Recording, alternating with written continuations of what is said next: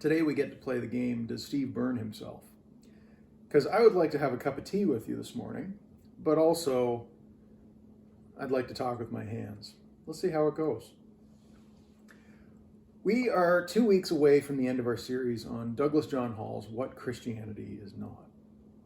And this week he's saying it's not the church, a message that sounds controversial, but is easy to agree on once you dive in.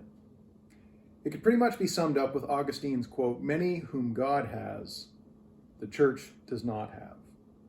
And many whom the church has, God does not have." I know a surprising number of people who consider themselves Christian but have not entered the church in years. So perhaps it's not surprising when they tell you that they don't need church because they have the outdoors, mindfulness, art, whatever.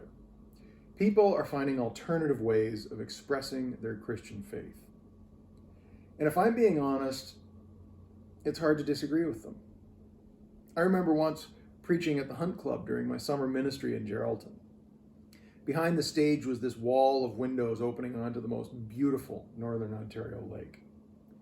And to me, the best sacred architecture are trees, rocks, and lakes.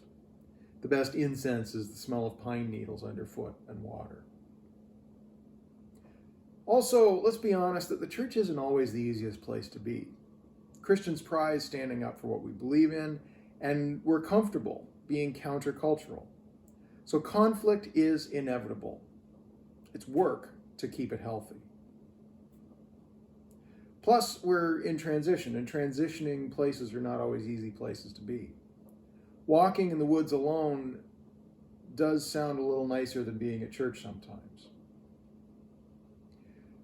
But despite this strong argument, I can't get behind it. It is essential that Christianity be practiced in community. Notice I didn't necessarily say church. You see, Christianity is lived socially. If you look at the description of the early church in Acts 2:42 to 44, you'll see what I mean. In this idealized vision of the early church, a standard we're supposed to work towards, no one was an island. They survived together. They did everything together. They helped each other and looked out for one another. They allowed themselves to be vulnerable as individuals so the group could be stronger.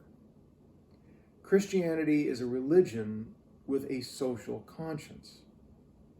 Practicing without a community makes no sense.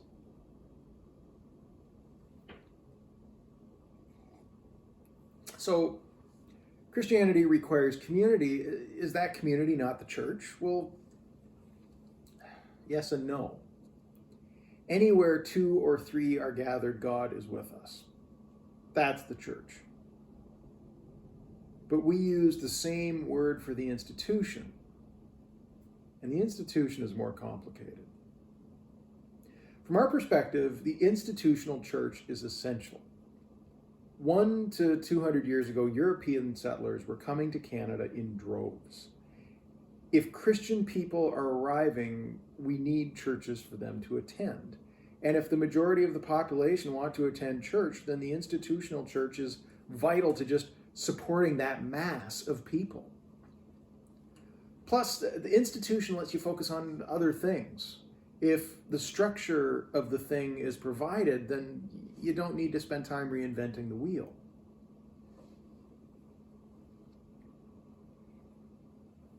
But the institution has problems as well. Mainly, that institutions need conformity. The church has been plagued over the years with major arguments about what is and is not Christianity, what books or theologies are acceptable and what ones are not, often more politically motivated than faith motivated. On the one hand, we probably find this pretty distasteful. On the other, we've probably engaged in it ourselves without realizing it. And in a lot of cases, it's essential to the survival of the institution.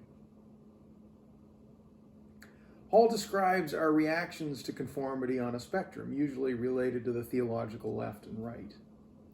On the extreme right, identity is strongly guarded. It's important on the right to know whether you fit the mold or not. And that can be very comforting to know that you fit, but also very exclusive. On the extreme left, there's not really a lot to hold the community together. When you prize inclusion, you have to relax your grip on identity. And at that point, you risk losing it altogether. So Hall's point is that the community is important, and the institutional part may be a very helpful tool, but it must not be the focus. A story that is always in the back of my mind is from Acts chapter 5. In it, the apostles have been arrested by the religious authorities, and the Sanhedrin, as that group was called, is trying to decide what to do with them. So a Pharisee named Gamaliel stood up and said that if God was behind the apostles, then the Sanhedrin shouldn't be fighting them, and couldn't.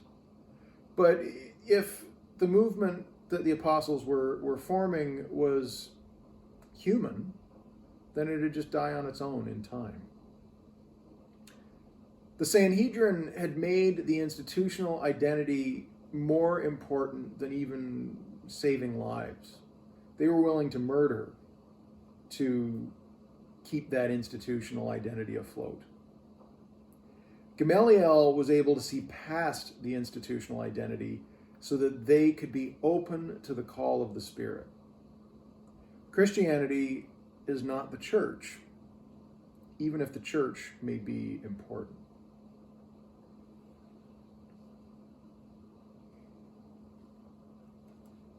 So Hall wants us to recognize a few things about today so that we can have a healthy relationship with our institutional identity.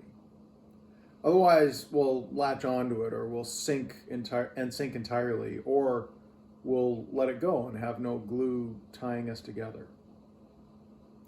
So first, we must recognize that we are in a new era. 50 years ago, institutional identity was very helpful, essential even. But today we're somewhere else. A different approach is necessary for different times.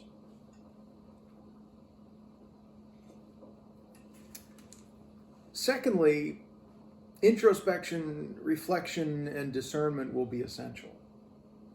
If we are easing our grip on the institutional model, then there is no one-size-fits-all answer anymore. Today, everything is about context. Not surprisingly, Hall thinks small groups doing theological reflection will be essential going forward. As I like to put it, this is the place to get together and wrestle with big thoughts.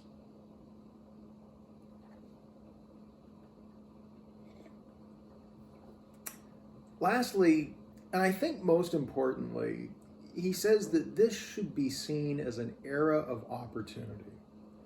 This is the first time in 1,500 years where there are no political pressures influencing who we are.